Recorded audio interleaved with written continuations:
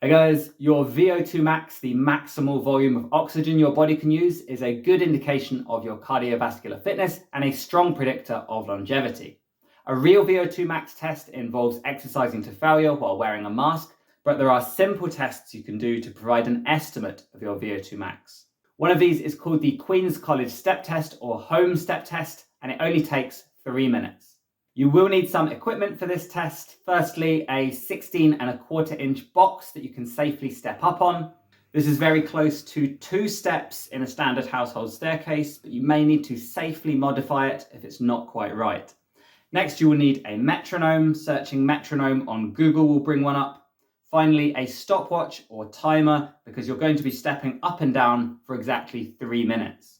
Before you do this test, it's recommended that you do a light warm-up, jogging up and down on the spot to get the body warm, then maybe some single and double steps up and down to activate the muscles you're going to use. Once you're warmed up, you'll need to set up the metronome. This is 88 beats per minute for women and 96 for men. The rhythm is up, up, down, down. It doesn't matter which leg moves first, and you can change it as you go, but do so in time with the metronome. You're going to do 3 minutes of stepping and then immediately locate your pulse and count it for 15 seconds. So with the metronome playing, start the timer and go straight into your steps, settling into a nice rhythm. As you approach 3 minutes, be prepared to reset the timer, locate your pulse and start timing again. Once you have your number, you can reference the following tables, which are split by sex.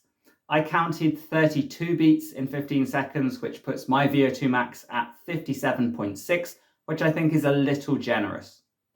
Here's the reference table for women, remembering that their metronome was around 10% slower, hence some of the differences. Now, I appreciate that not everyone can do this test. The most obvious factor is that it still requires a fair bit of exercise, but also agility and balance, especially lowering yourself backwards at speed. In general, exercise testing may not be suitable if you have any cardiovascular conditions, high blood pressure, orthopedic issues, severe respiratory conditions like asthma, are currently pregnant, or have any cold or flu symptoms at the time of the test. Please speak to a doctor if you're in any doubt whether this protocol is safe for you to do. Even if you are cleared to do this test, you may find that the step height or the intensity are too high to complete it. The heart rate reference ranges are also determined based on college students, so I'm not sure how applicable this is to an older population. If you still feel comfortable taking this test, you'll probably want to know what your VO2 max score means. Here is the normative data for VO2 max by age and sex. This is just one data set, so it shouldn't be treated as the single source of truth. You can see it moves a lot by age, so a score of 50 is above average for a young man, but by the time he's retirement age, he'd do well to have a VO2 max above 30. A few reference points from the literature, so a VO2 max of 25 would be roughly what you'd need to walk up a steep hill, and 35 would be jogging at 6 miles an hour, which is slightly faster than a brisk walk. There is a very well-established decline in VO2 max with age, and that happens regardless of fitness level. The difference is that a fitter individual will remain at a higher level relative to the unfit individual as they both age.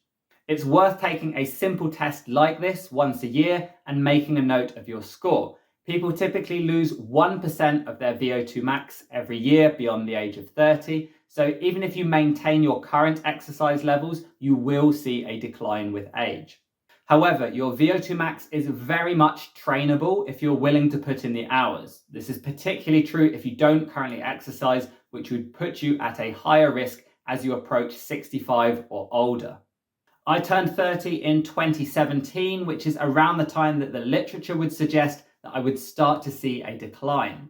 By increasing the amount of exercise I do, I've been able to reverse the trend, meaning last year I was fitter aged 36 than I was at 26.